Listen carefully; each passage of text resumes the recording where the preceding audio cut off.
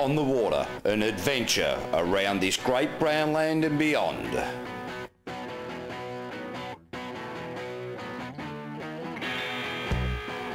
Strap on your life jacket and get set to get wet on the water. G'day and welcome to the Cruising Yacht Club of Australia. We are down here on Boxing Day in preparation for the 62nd Sydney to Hobart Yacht Race. It's a 628 nautical mile belt down south and is regarded as one of the world's toughest ocean races. We've got our amateurs on the smaller yachts and we've got our professionals on the maxis. It's going to be massive. There's 78 boats and some 800 crew all vying for the Tattersall's Cup. So strap on your life jacket and get set to get wet. This yacht race has captured the heart of the Australian public with a massive crowd that comprises of curious onlookers and friends and families wishing the crew a safe voyage. We watch as the sponsors' flags fly high and the hearts beat faster in anticipation of the firing of the start gun for the Rolex Sydney to Hobart Yacht Race.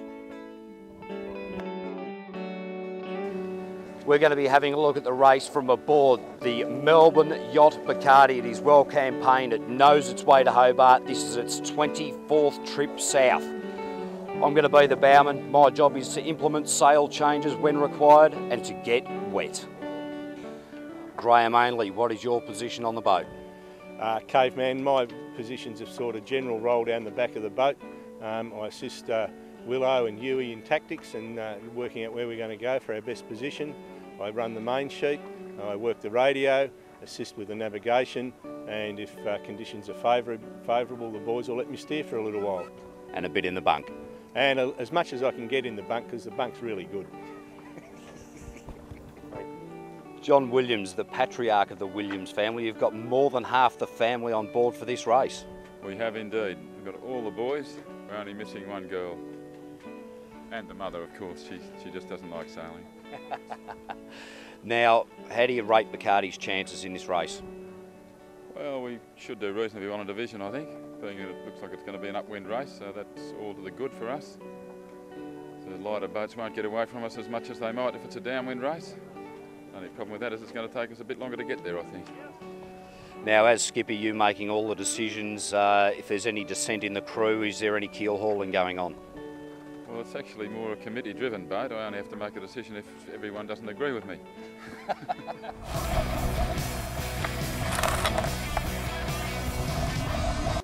On the water also caught up with some other skippers pre-race. Lou Abraham, skipper of Challenge, you've campaigned this race for the 44th time this year. How does that feel? Well, it feels pretty good. I think we're about as ready as we can be. Do you feel any nerves after so much experience? Are you feeling any nerves leading up to the start today? No, probably just getting a bit anxious to get going after all the preparation. You've raced this race so many times. What is it that keeps you coming back? I think it's to try and win again. Now, you have been on the podium a couple of times before. You know what it's all about. What does it take? Well, it takes a lot of luck and a lot of hard work to get there. You've got to have both hard work, sail it well, and you need a bit of luck, but to be in the right rating area. Mike Sanderson, winning skipper of the Volvo Round the World race. Mate, you've brought the boat back to campaign this Hobart. How do you like your chances? I mean, we've got a good shot, I think, on IRC, on handicap. That's why we're here. I mean, line honours, I never gave us too much hope because we've got the big 100-footers here. 3, there were 4, there's now 3. So, no, they're going to have a great tussle. Hopefully their little tussle might slow them down a little bit. And the sea state's going to be pretty bumpy for all of us. So, yeah, but I think we're in with a hunt on IRC. If we can keep good breeze all the way to Hobart, we'll see how we go.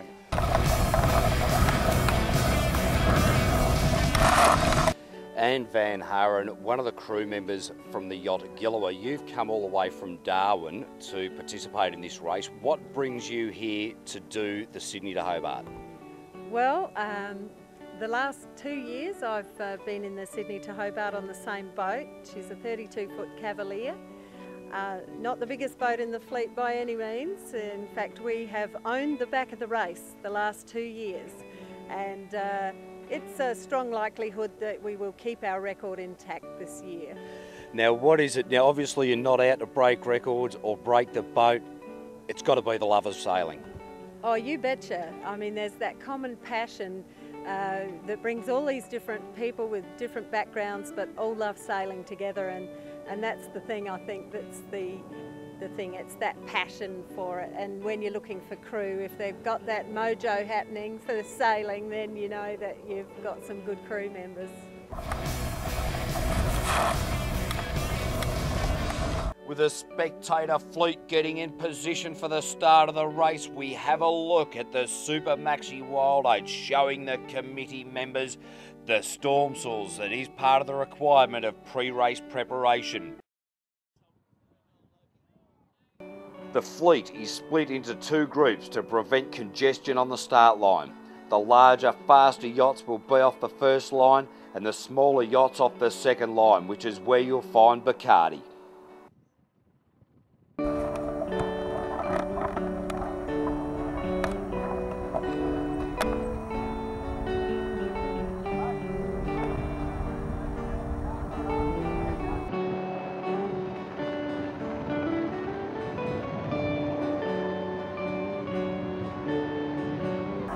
As the gun goes, we have stayed out of trouble at the start of the race.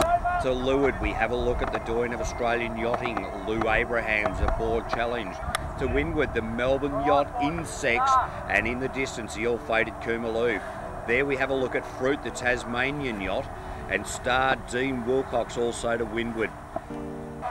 We have a look at AFR Midnight Rambler attempting to fly a kite from the second line here, not without some obvious trouble at this point. All the yachts heading for the first mark of the course within the Sydney Harbour.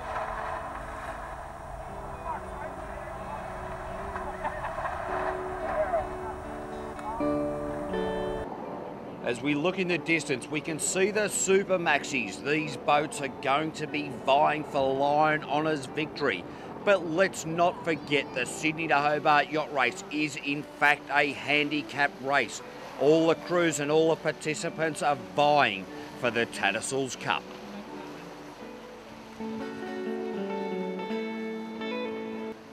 The bulk of the fleet rounds the turning mark at Sydney Heads, and Bacardi gets a generous send-off. This is the last we'll see the majority of the fleet as we head offshore, where we won't see land until we sight the mid-east coast of Tasmania.